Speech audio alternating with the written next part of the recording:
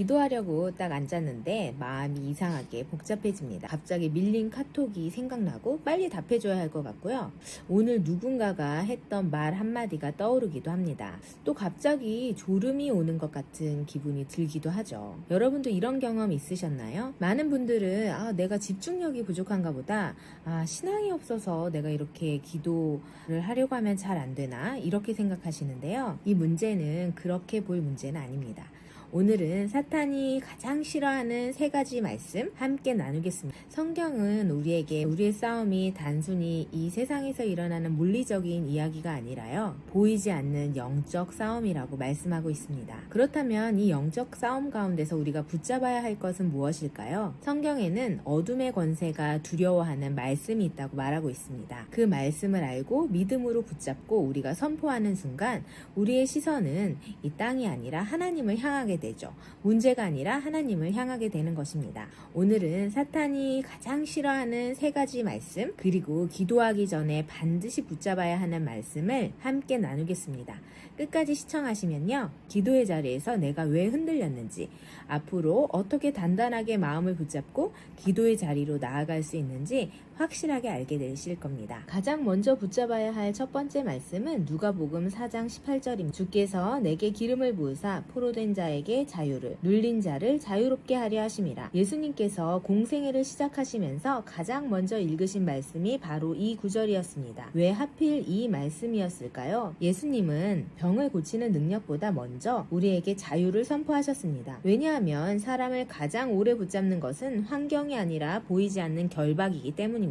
생각해보세요. 분명히 하나님을 믿는데도 같은 죄를 반복할 때가 많습니다. 같은 걱정을 반복하기도 하고요, 같은 상처에 계속 무너질 때가 있습니다. 기도도 했고 말씀을 읽었는데도 이상하게 제자리 걸음 같은 느낌 느껴본 적 있으실? 그럴 때 우리는 내가 믿음이 부족한가 보다, 내 의지가 약한가 보다 라고 생각하기 쉽습니다. 하지만 성경은 먼저 우리에게 다른 질문을 던집니다. 혹시 지금 자유인이면서도 스스로 포로라고 생각하지는 않는가라고 말이에요. 사탄은 우리를 한순간에 무너뜨리지 않습니다. 이번 한 번쯤은 괜찮아, 넌 원래 이런 사람이야, 어차피 또 실패할 거잖아, 이런 작은 거짓말을 반복해서 들려줍니다. 그리고 어느 순간 우리는 그 거짓말을 하나의 사실처럼 받아들이기 시작합니다. 하지만 예수님은 분명히 이렇게 말씀하셨습니다. 포로된 자에게 자유를 선포하러 왔노라. 이 자유는 언젠가 받을 축복이 아닙니다. 예수님 안에서 이미 시작된 은혜입니다. 그래서 기도하기 전에 꼭 이 말씀을 붙드세요. 주님, 저는 더 이상 죄와 두려움의 포로가 아닙니다.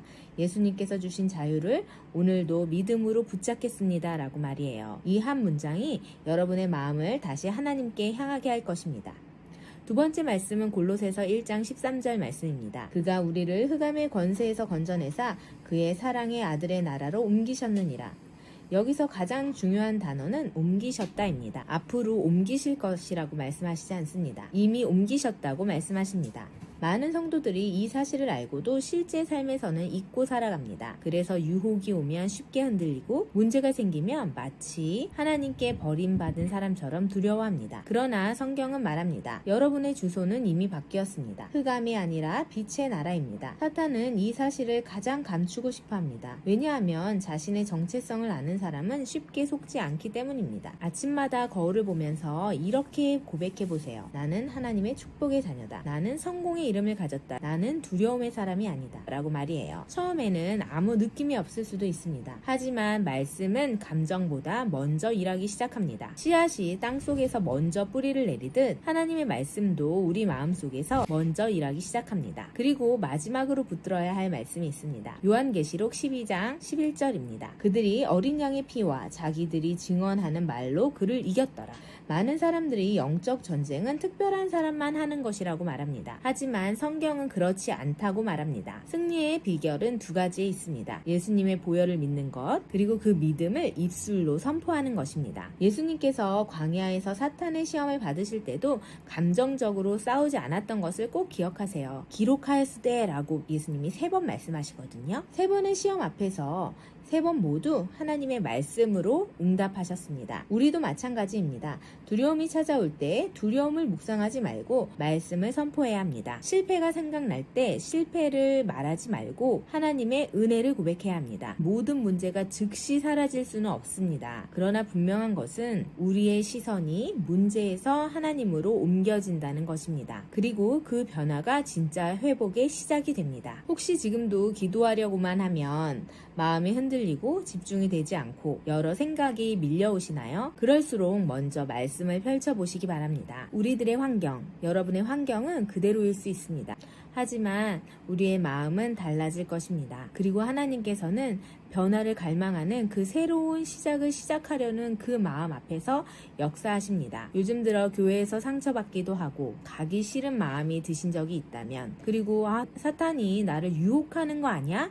이런 생각 때문에 불안하시거나 또는 그런 걱정을 해보신 적이 있다면 오늘 알려드린 말씀을 꼭 읽어보시고 이 의미들을 묵상해 보시길 바랍니다. 그래도 혹시 힘들다면 고정 댓글에 신앙 상담을 할 수 있는 방법을 남겨두었으니 언제라도 연락해주세요. 제가 여러 가지 일들로 오랜만에 유튜브 영상을 켜고 여러분과 만났는데요. 이렇게 어려운 일이 많고 힘들 때일수록 말씀을 묵상하고 또 묵상한다는 것이 입으로 선포하고 그렇게 해서 내 마음을 새롭게 하는 그런 과정이 정말 필요한 것 같아요. 여러분의 그런 신앙생활을 응원하고 또 필요하다면 함께 말씀을 나누면서 회복할 수 있도록 돕도록 하겠습니다. 그럼 오늘도 행복한 하루 되세요.